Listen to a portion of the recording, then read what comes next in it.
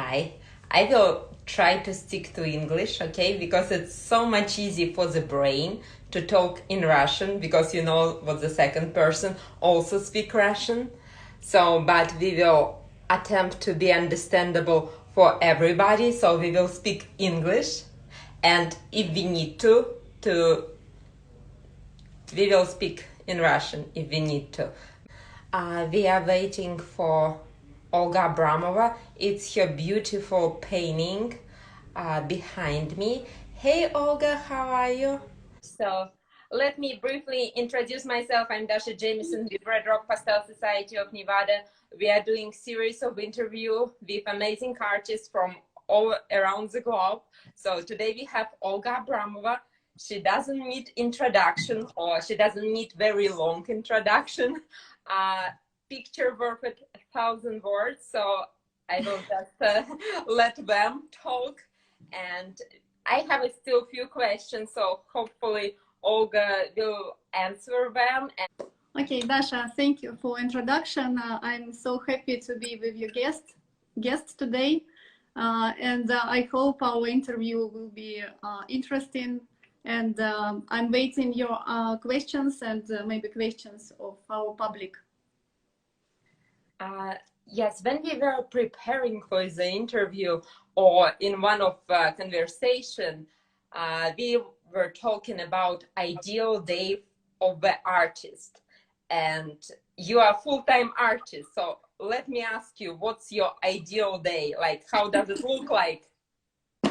It's a very good question, Dasha, because for me, the ideal day of artist, it's a lot of time, and you can use this time for your drawing. You can use this time for your books, for thinking, and maybe to preparing some texts, and maybe wake up to have a cup of coffee, very long time. I don't know, maybe 1 hour, and then think about art and start. It's an ideal day that you can draw every day for every artist, I think. So if you draw today, you can call it a good day, right? Of course, if I have 1 hour per day to draw, I think it's good, but much more better if I can draw 3 or 5 hours a day. It's much better. Okay, there is a bunch of people saying hello to us. So hi everyone. Hi. If I'll try to wave to every each of you, I will be tapping screen and I have a risk to lose us. So we're saying hi to everybody, and that's awesome. So sleep late, read books, think about what you're gonna paint, actually paint or draw. So that's the next question. Is pastel actually painting or drawing? It's also very difficult to say, because officially it is drawing, of course, but all we know is that if not officially, we work a lot with colors, and of course sometimes you can say it is a drawing because you can see so many colors, and you mix them, and you should be a very good coloristic artist to work with this material. That's why I think that pastel is much more painting sometimes, but pastel we can use like lines, and it's also very interesting. And I think then you can combine lines and spots of colors. It's also very beautiful, and it's not a painting exactly, it's not a drawing exactly. That is the very interesting things of pastel, that we can mix lines and color together. And I think it's not drawing, it's not painting. No, I'm just looking at your beautiful cherry blossom on top, and that's a beautiful combination. You work with color, and also if you look at the quality of the drawing, it's amazing too. So it's both. It's what you said. Both. And I think it is very good quality of this material, and pastel artists should use it much more, lines and spots of colors together. Is that what you're trying to teach your students? I know you teach a lot. You have several online courses for right now we're in Russian, but who knows what future holds. And you teach workshops in person as well when it's possible. So what are you trying to teach your students when you teach them pastel technique?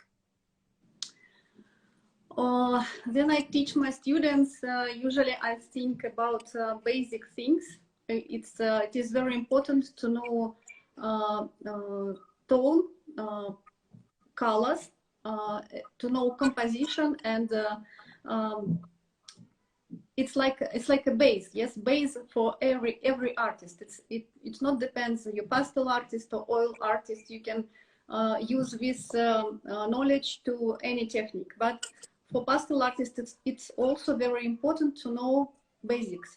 And of course, I teach to know colors, coloristic relationships, and also, of course, I can show my students what I do with this material like pastel. It's very important to just to show your paper, to show what you do with the colors, mix or not mix, blend or not blend. And every artist has his special manner to use material, any material. Mm-hmm. Yes, it is very specific, and I think then my students know base how to do something interesting with color, and how to do something interesting with tone and composition. They can do with material much more better things than they don't know, for example, with basic.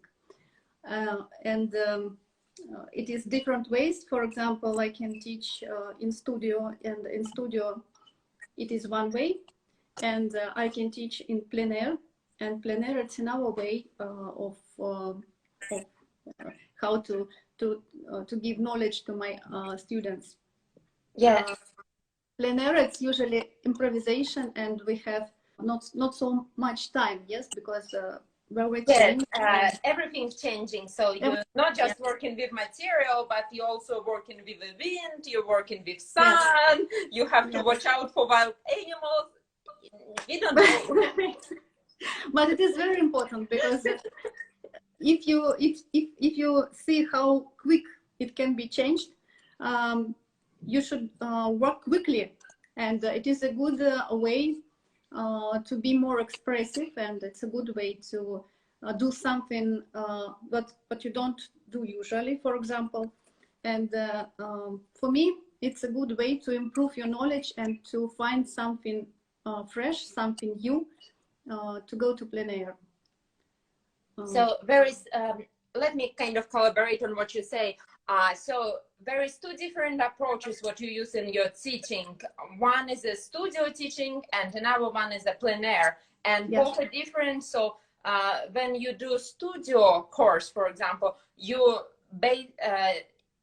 teaching more base and technicality of pastel. So people know fundamentals, and they can apply this knowledge with value, composition, specificity of pastel, so they can apply it. And if you're in plein air, you tend to work quickly, more expressive, and bring something new to your work in studio later. Is that close?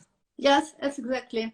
Okay, and I forgot to mention, like, congratulations, one of your works got accepted to one of the most prestigious exhibitions, IF36 show in Dunedin, Florida. So those are beautiful apples, and I have a reason. Yeah, and I have a reason why I brought them up. We start mentioning color theory, and you known as like one of your greatest qualities as an artist is your ability to work with color. And here is a very unusual color theme for you. I mean, it's more usual with a recent work, but you expressing like your yellow greens here. So you mentioned it's something what you're working with right now. Can you tell us more? The color, it's just an emotion for me. and it's important what you feel inside in every moment. For example, 1 year ago, I felt maybe violet and blue much more deeper than today.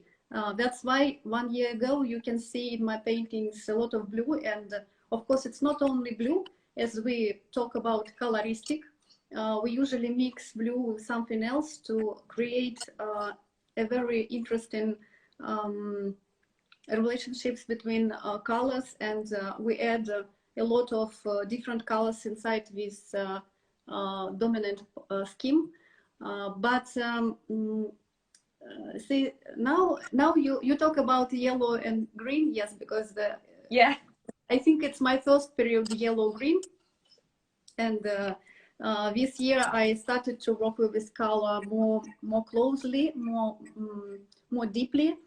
And for me, it's like it's a challenge. So you're challenging yourself with this unusual color combination.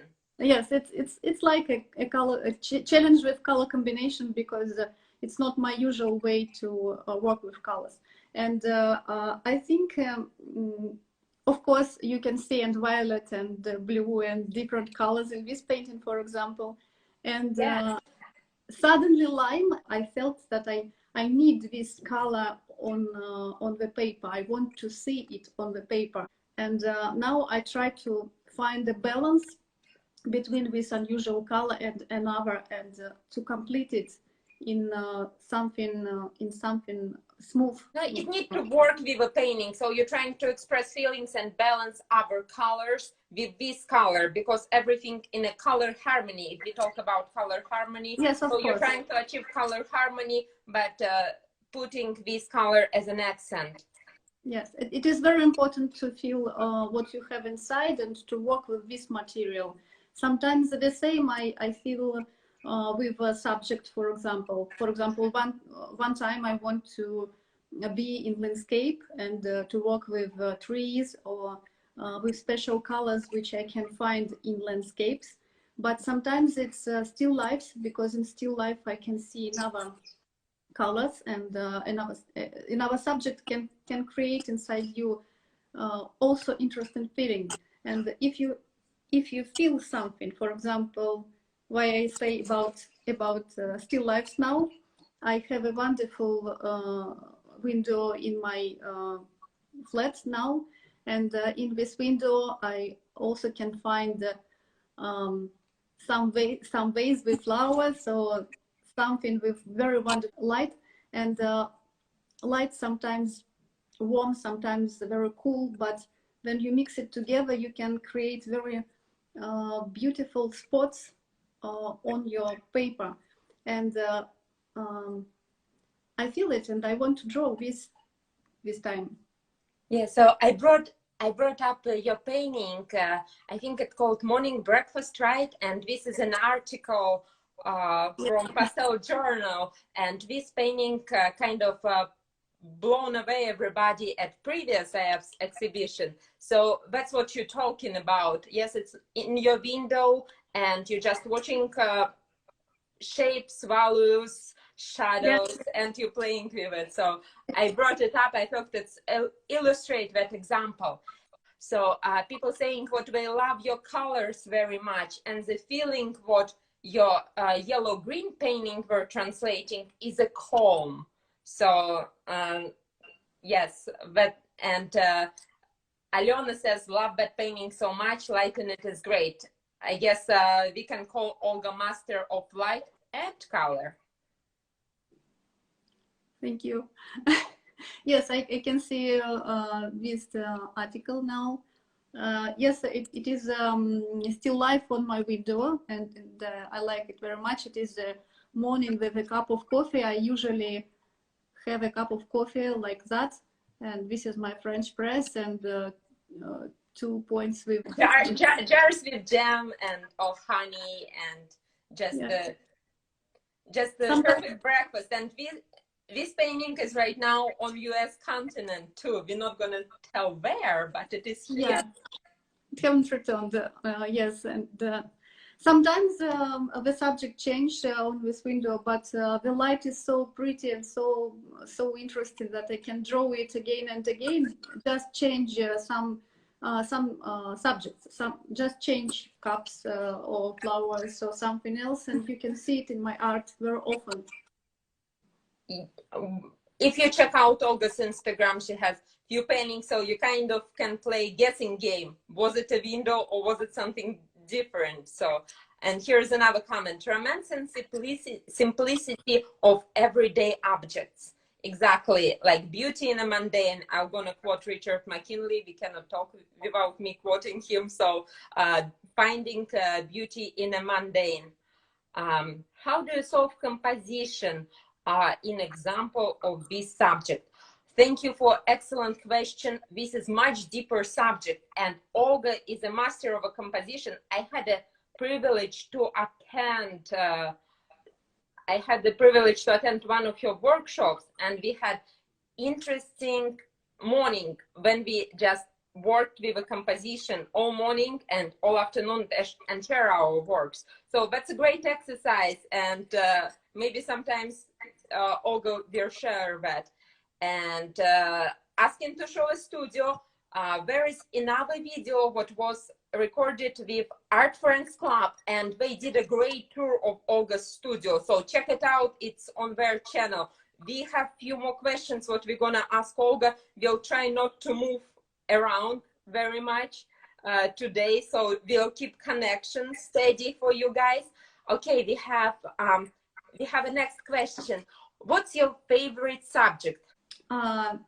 I can't say exactly that I have a favorite subject. You can notice that I work a lot with flowers, with still lifes, with landscapes. Not so often with portraits of animals, but sometimes I do. But I can say that flowers, for example, it's sometimes it's not. People think that it's not very deep subject to draw, but I can say that flowers, for example, can give you a lot of expression, a lot of colors, and you can learn colors just looking on these flowers, or maybe also I can say about lines and about graphic material like a form, and sometimes I combine form and colors together, and I learn a lot from this subject flowers. But it doesn't mean that just flowers I'd like to draw. It's a good idea to learn coloristic, learn the color theory. Yes, color theory on this subject easily. And for this moment, I prefer still lifes with unusual lights, with unusual spots of lights. Like if I say about composition, I saw the question about composition, how I decided, and of course I think not only about cup of tea or about something you can see in still life. No, it's about everything on your paper. It's about spots of light. It's about some spaces, empty spaces, or maybe about something else. It is all things you should think about on your paper, not only the cup of tea. For example, I put it here, and that's all. And I put it here because it's a special line which should work together. It's not about this. It's much more deeper, because you should think about everything: empty space, subjects, some lines, some graphics, some tone, some volume. When you put it, it's a very huge conversation about composition. Yeah, it's think about deep conversation. Yeah. We need a special life just to talk about composition and about your approach to composition, like what you put in it. And another interesting thing, what will be maybe useful for some of you, last year during IEP's judge walk, I'm blanking the name, but we have an interview of main judge at the IEP's giving description of your work, and he actually saw what you was trying to do with composition, and you're like, yeah, I guess I did that, but it's already subconscious. So it's just works, but it comes with experience, because you know how theory works, you just do it. So here is the other questions. Can you recommend some exercises to improve sense of color? Okay, it's also a big theory, and you should know the theory of sense of color and about colors, how you can use them together. And for example, as for me, when I begin to when I start any of my pastel painting, usually I set aside some colors from my palette, from my all big palette. And usually it is main colors, for example, which you see exactly, for example, red. Okay, you can see red. And you put, you set aside some colors, for example, a lot of red, and a little bit complementary colors, for example, green. But not really green, like bright green and bold green. It can be green, but very smooth. Muted. Muted, yes. And of course, you can combine these colors, and you can see another one when you mixed it together. And it is a good good exercise, just yes. to combine your sticks on a palette. Yes, it's a good exercise when you take one bright color and the complementary, not so bright color, mix it together a little bit to add a little bit inside and see what happens with your colors. It's very interesting to see. You can, for example, have deeply gray sometimes, then you mix together complementary colors. But maybe it's better to stop, then you can recognize, for example, your red, but not so bright. And you can understand with this exercise how to behave with your palette and with your colors, and how you can mix colors, how you can change the main colors. I think that's also another big subject, what yes. better to address in like separate. Just okay, let's talk color theory and have an hour for that. That's a lot, but thank you for very deep answer. And I had a very nice question. It was very up. It was a few minutes ago, but anyway, somebody asked, "Do you use gouache and water for your underpainting?" And I did ask you that before. So do you use it? How you use it? What else do you use? Mm-hmm. Yes, I like mixed technique, and I like to use gouache or acrylic on the painting, or sometimes watercolor on the painting, but not so often. I don't know why, because the gouache and watercolor are similar. It's water-based. Both of them are water-soluble medium. Yes. So gouache and watercolor, just different level of transparency and how you can control it. You should use this much more transparency as you can, and gouache and acrylic also, because for use pastel under that, you should have very thin layer of gouache or acrylic. And I use sometimes gouache like that, sometimes Royal Talens gouache like that, and very different. It's not so important. And I have some bottles of acrylic. So thin acrylic paints. So very important moment. I see people asking questions. So you can use gouache, watercolor, or acrylic, but yes. consistency need to be like coffee, like you drink yes. coffee. Yes. So it exactly. creates very thin wash. Thank you. I wanted exactly about that say, because it's very important. It's like a coffee, yeah. I'm a mind reader, so yes. I'm a mind reader. Also, I use this one. It's like an ink, I don't know, art graph material, and I like here colors terracotta or black. or yellow. It's like a watercolor, but more intensive. It's a compressed pigment.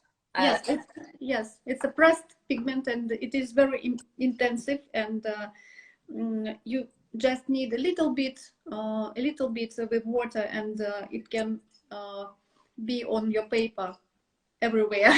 Okay, be moving to the next questions, and we have very few people quite a few people asking about what's your favorite paper to use. Do you have a favorite?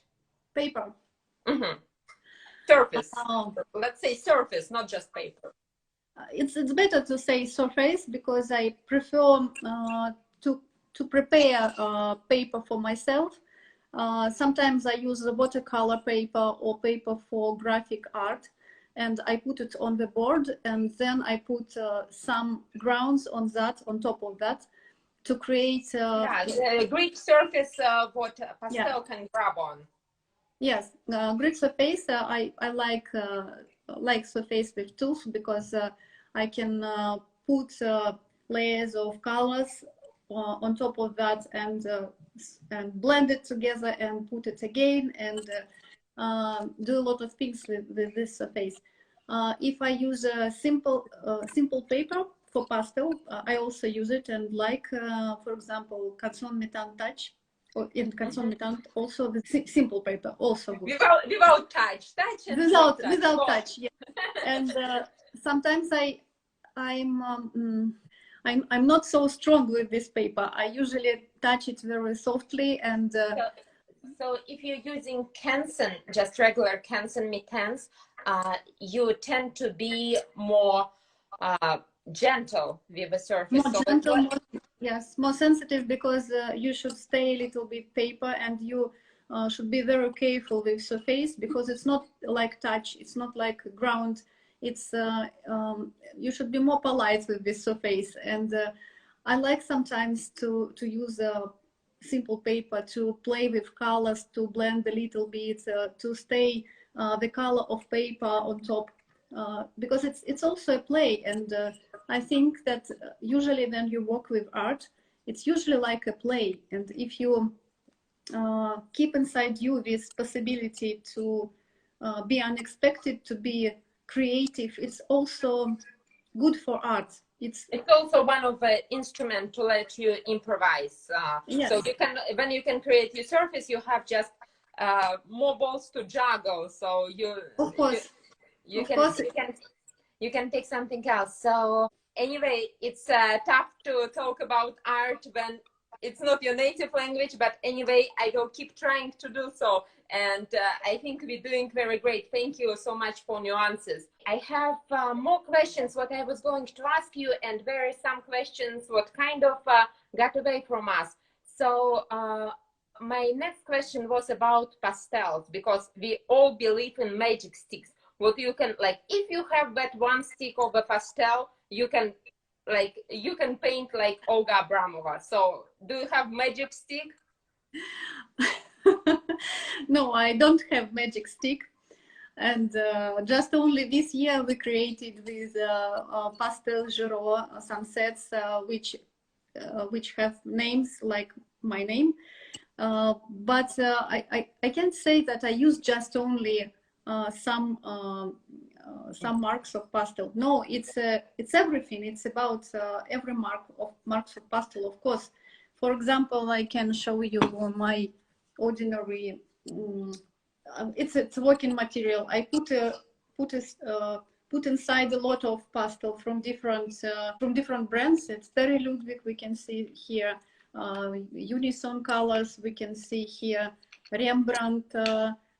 Giro, a lot of. I think you can everything. You can find everything. All of the pastels. All of the pastel, yes. But if we say about Giro pastel, I try to create some sets of pastel which we can use, for example, on plein air painting, and you can just take with you 25 sticks, and it should be enough for painting. It be a little bit of the time limit, but I hope Katya will let us talk a little more so we can tell about that wonderful creation what Olga and Pastel Giro collaborated on. So this year, Olga and Giro Pastels in France, they collaborated on a few different sets. So there is 25 pastel sticks what Olga gonna show, I think, and there is a big set of 75 sticks what have their name. And we have a special for Red Rock members or for our viewers who watching us live. You can direct message me and you will get very sweet discount code on this set. And this is a color test on of these 25 pastel sticks what Olga and Giro created. And the goal was to create very like light set to be able to put on a light plein air. What you're not carrying all your boxes, because you do need to have all pastel, but you need something to be able to paint lightly. Put it in your purse and you're always able to paint, right? So like just something for light plein air, for quick sketches and stuff, and very beautiful color set. And I saw a question before that. There was questions about US workshop. Yes, it is rescheduled for the future date. We cannot say date yet, but we always can dream. So we have it in our dreams, because planets, when you can affect it, when you can't, you can just dream. And we all dreaming about beautiful Sedona. And this Sedona is like, this Sedona painting, like, it's so ironic and magical. Like this painting actually called Arizona Dream, right? Like what I have right now on top, it's called Arizona Dream. Yes, Arizona Dream, because yes, it was our traveling last year when we were at the convention, and after convention, at convention, we traveled a little bit, and this painting was made after our visit in Arizona. And you can see, yes, red rocks. I hope we can create a lot of views from Arizona and from Sedona in the future. I hope so too. I'm trying to read comments, and thank you so much for answering all these questions. And if I'm missing something, please don't hold it against me.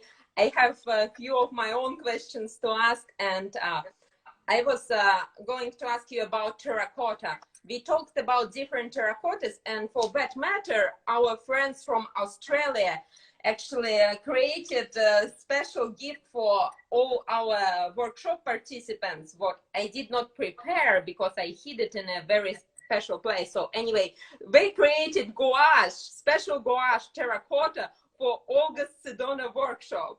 It's our spectrum. It's Tamara from Australia. She's just went out of her way to create that special tube, and we wanted to Olga to test it, but right now we decided not to take risk to sending it across USPS and Russian Postal Service. So we're just waiting when everything will be better and we can test it in person and paint a lot of red rocks together. I'd like to see this color. I'd like to see this gouache, and I think it will be soon in the future, and we can try it in Sedona. Yeah, because I like this color. But it's good to ship, because sometimes shipping even inside of continental US of not essential products, I don't know who define what exactly, like, okay, this package looks like it's not very essential, it's not gonna travel, so we didn't want to take this risk right now. So but we will in the future, and we will have Olga test it for you, or maybe if she let me, I will test it for you sometimes. So test it for me, please, because I can wait. I can show you, like, hey, it's beautiful, but it's here, it's waiting for you. Yes.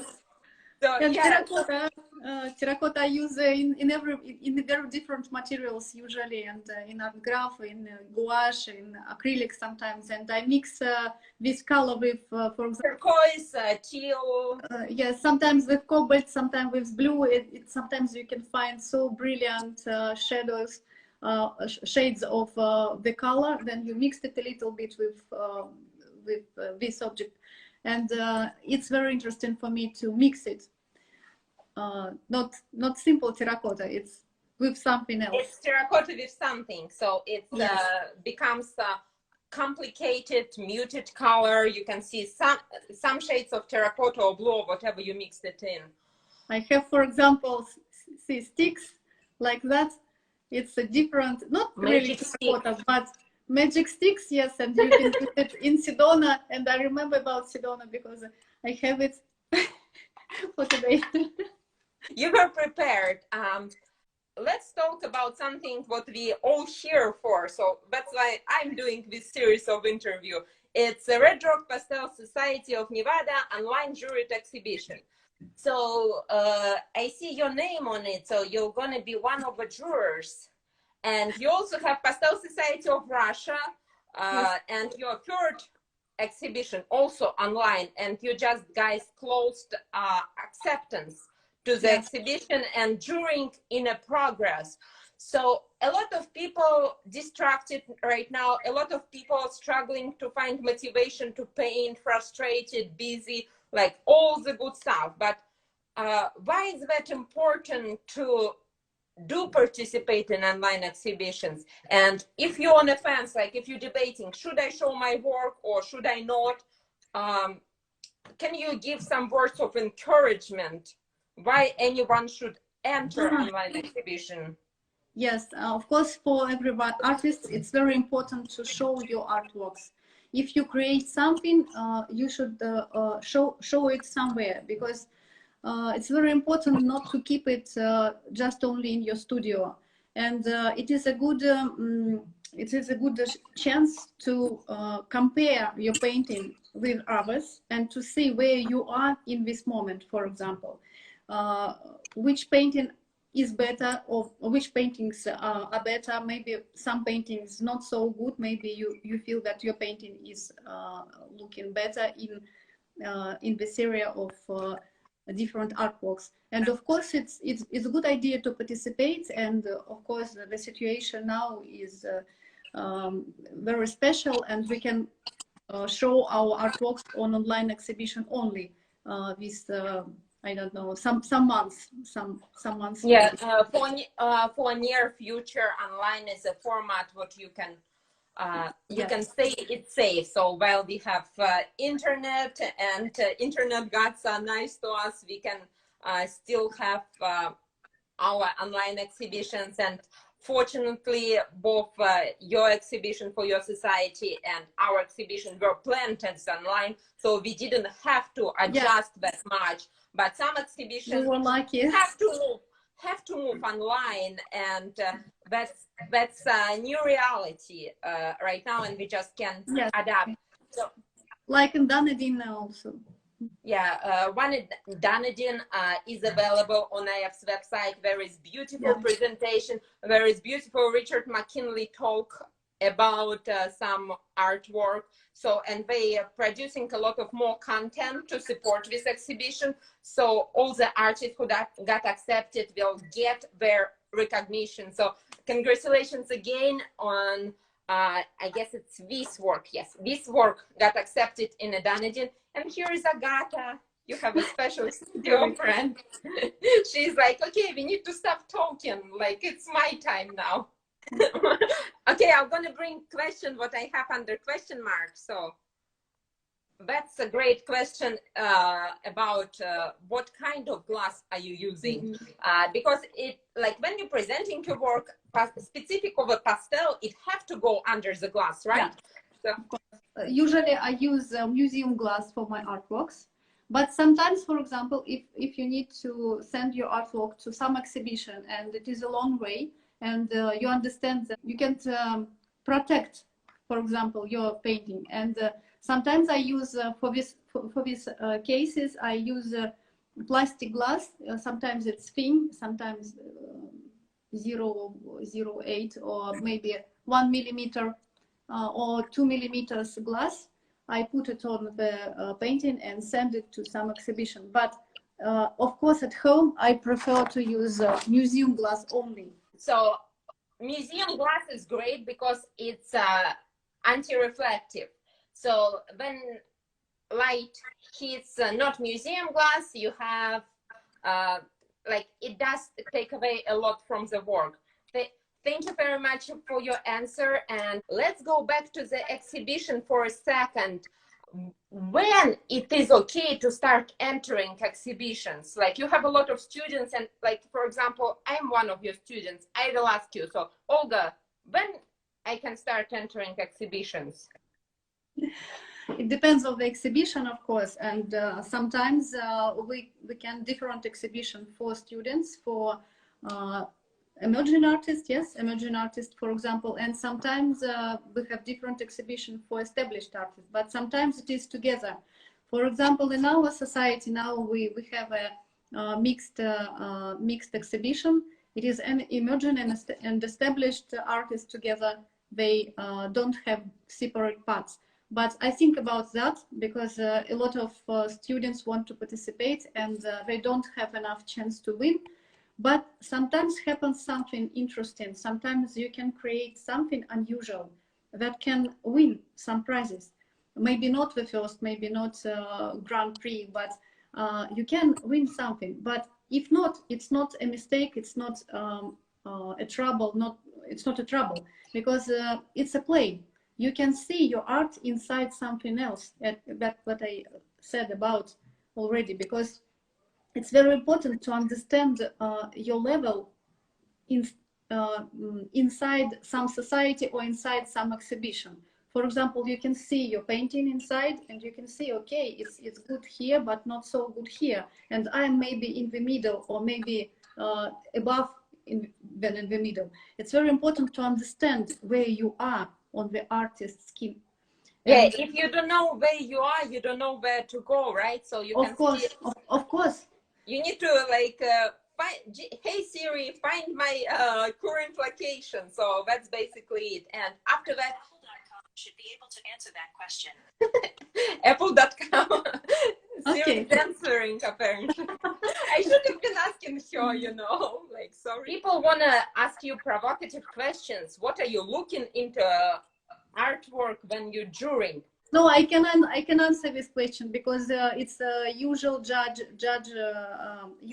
usually what we're looking at when we're like a judge. I can say because it's some points. For example, you should think about composition. It should be or interesting or maybe it's not interesting, but you don't have enough chance then. It should be a good composition. It should be a good understanding, a possibility to understand the color, coloristic, and that it should be a possibility to work with tone, with volume, and it is of course a question about technique. And technique, for example, sometimes if it's just only technique and no composition, no volume, no color, it's not enough. If you can combine and composition and volume and the color and the technique and also your vision, or for example something special, some color palette, maybe some composition which were unusual, or maybe sensitivity inside, or maybe something else. It is a combination between different important things in art, and usually we see then when some judge looks through paintings, usually pay attention on that subject. For example, this and this. Okay, in this painting we can see just only good color. In this painting we see just only good composition. Here just only good technique. But in this painting we can see combination and composition and color and something else. And so you just give us the recipe of a perfect painting. So like whatever Olga said, like you can go and paint. Yes, it's not a ideal recipe, but it's important thing not to be ordinary. Yeah, so you need to think of all aspects of art. And of course be yourself. And of course be yourself, because you should be different. You should be special, something special from your art. It's about person. Yes, art. Yeah, art is about person, and that's also another thing. And there is only one Dasha Jamison, and there is only one Olga Abramova. Olga Abramova already exists, so do not try to be like her, even if you admire your work. So just be the best version of yourself as an artist, and try to be interesting person, and then your art will be interesting. And of course, learn about composition, technique, color theory, values, improvisation, everything what we talk about during this dynamic interview.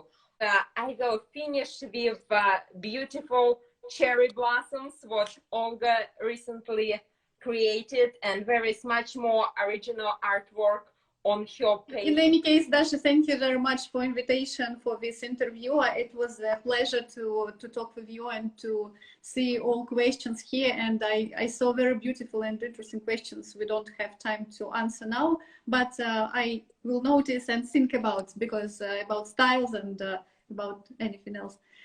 Thank you very much for listening, and see you next time.